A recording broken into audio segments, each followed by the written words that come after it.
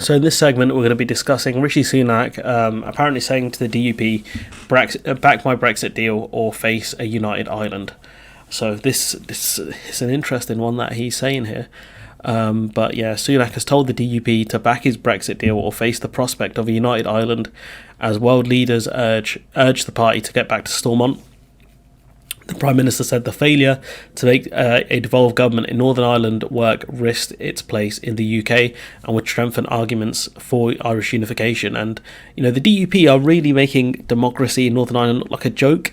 They're marginalising the kinds of voters who are not obsessed with unification or nationalism, the ones who might want to focus more on day-to-day issues like the cost of living crisis or the NHS in Northern Ireland. With Stormont closed, it does not help voters. Their cost of living and other support payments have been delayed because of the DUP's actions. There are other kind of important laws that have been delayed as well because we haven't gone back to direct rule or in collaboration with Ireland. It's kind of been Northern Ireland's been kind of left to kind of sit there on its own because of the DUP. Even some of the businesses that are negatively impacted by the protocol seem positive in the changes the EU and the UK have discussed in the Windsor framework. And for the DUP to ignore the kind of middle of the road voters in a place like Northern Ireland, as polarised as it is a really bad idea. Bill Clinton, the former US president, told Donaldson, the DUP leader, that Sunak's Windsor framework was, quote, about the best deal you can get. It's time to get the show on the road, end quote. Meanwhile, Mr. Clinton suggested he would back the tweaking of the framework, quote, a little bit, end quote, adding, quote, I don't think there's anything quite like this square brackets deal, so I do hope it will be enough or that it can be tweaked a little bit. I certainly do, end quote. He said the new Brexit deal would make Northern Ireland a magnet for investment because it gave unique access to both the UK and EU markets. As Joe Biden, the US president, has stressed in Belfast last week, they removed the, quote, biggest roadblock, end quote, Brexit posed for Northern Ireland, which is obviously potentially an open border, kind of the end of the Good Friday Agreement. That's the problem Brexit posed. I'm not sure if the withdrawal agreement is still in draft form, but it's an agreement that can be tweaked, so Mr. Clinton is right. Also, the agreement is pretty unique because of the nature of Northern Ireland. I don't think there's any area in the world that's subject to customs and trade rules of an international, supranational bloc. If there's stability in Northern Ireland, there will be a lot of manufacturers looking to set up shop there just because of the fact that they can export goods from Northern Ireland into the EU, no problem, into Great Britain, no problem, but they can also, so long as the Windsor framework actually works and reduces a lot of the checks, they have access to still Great Britain as a support, for kind of input goods, so they can manufacture certain things that maybe Ireland or other parts of the EU might struggle with if there's stuff specifically made in the UK. Probably be quite a limited list, I'll be honest, but the option's there if it exists. Varadkar, the Irish Prime Minister, said the President of the EU and the European Commission and European Council also called for an end to the DUP's 14-month Stormont boycott over the post-Brexit trading arrangements. Wow, 14 months, a long time, isn't it? Speaking at the end of the three-day university event to mark the 25th anniversary of the Good Friday Agreement, Mr. Sunak told the DUP, quote, I urge you to work with us to get Stormont up and running again.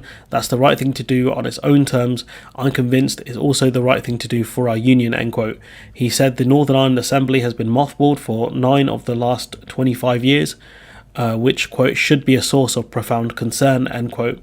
Quote, over the long term, that will not bolster the cause of unionism, end quote, he warned, saying the deadlock would convince people they would be better served as part of a united Ireland. And it's an abject failure, in my opinion, that Stormont has faced such long closures. For Northern Ireland to stay part of the UK, in my opinion, it has to be stable. The DUP and the Unionists have made it unstable. Lots of Unionist rage is being fueled. Their anger at a trade border in the Irish Sea and the fear that more trade with Ireland makes unification more likely. But the protocol makes Northern Ireland different to the trade conditions in Ireland, an easy argument against unification for the Unionists if they wanted it. They just don't get that. This is not about the interests of Northern Ireland. This is about an identity crisis that the Unionists are having, and right now it makes Sinn Féin in Northern Ireland look like a more reasonable party. It also makes the Alliance Party look like a more reasonable party as well, because the brand of unionism is becoming toxic. focusing on the cost of living crisis and getting the basic functions of democracy going, even going to, Sinn Féin going to the King's coronation, looking like a party that's more for the whole of Northern Ireland, not just for the nationalists, whilst the DUP have gone in the other direction, being dragged further into radical unionism by their base, looking like a party just for unionists or some radical unionists who want an end to the protocol, even if it means breaking the Good Friday Agreement. Can you see how the optics alone just don't look good? And with what Rishi Sunak said, the idea that maybe a united Ireland would serve the people of Northern Ireland better, that will, I think, float into the minds of people's float into certain people's minds here, because the Irish kind of parliamentary or the Irish kind of governmental system hasn't been mothballed for 9 of the 25 years. I think it's run pretty well, despite the fact that there are still issues within Ireland, but it's nothing. I don't think they're anywhere near as bad as the problems we have in the United Kingdom. Sorry if my voice is going, I'm just still getting over the cold. So in Stormont elections in May last year, Sinn Féin, which wants a united Ireland, toppled the DUP to become the largest political party in the region for the first time in its history, and it did it against all odds, against a system that it's built kind of more for unionist parties. So that was very interesting. I remember covering it at the time. The Good Friday Agreement recognised the right of people on the island of Ireland to reunify if border polls in Ireland and Northern Ireland support it, and it, quote, appears likely, end quote, a majority of Northern Irish people would support it. The DUP refused to end its boycott even after Sunak agreed the Winchester Framework, which cut border checks on Irish goods because they did not believe it protects Northern Ireland's place in the UK. Varadkar said the people of Northern Ireland, quote, deserve a functioning executive, end quote, later telling reporters he would aim to talk to Mr Sunak about the prospect of providing new assurances to the DUP over the framework. He said the EU would, quote, obviously, end quote, consider a similar request for guarantees, but insisted the agreement would not be renegotiated, and that's something the EU have stuck to. And we've seen that in the Windsor Framework as well as the Northern Ireland Protocol, the kind of disputes that Lord Frosty made constantly, which is the EU said it wouldn't be renegotiated, and it's not. Von der Leyen, the president of the European Commission, urged, quote, today's leaders to shape together the future of Northern Ireland, end quote, and she said, quote, the gateway to a bright future is open, all you need to do is walk through it, end quote. And we've got Big Jeffrey Donaldson saying, quote, it's a pity that gateway has bars and locks and checks and all the kinds of things we need to see removed if Northern Ireland is going to have unfettered access to our own internal market, end quote. And for me it's frustrating, and something needs to point out to the DUP that other countries have internal trade borders, something we've discussed before. And in my opinion, I think Donaldson, should have taken the Windsor Framework as a win. Maybe he could have if his 6 tests were not absolutely comical.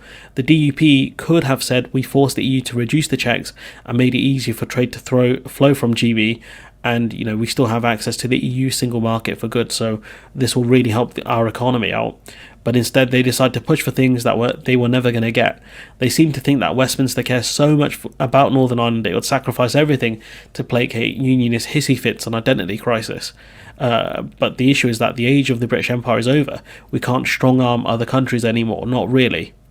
And that's something the DUP don't get. They could have decided to get a win here, an easy win on customs and other things. The Green Lane, for example. But no, they decided to score own goals again. It's sad for the people of Northern Ireland, and I do wonder what the thoughts are of the average kind of person in Northern Ireland that's not really a unionist or a nationalist. But as you can hear, my voice is really deteriorating, so I'm going to leave it there.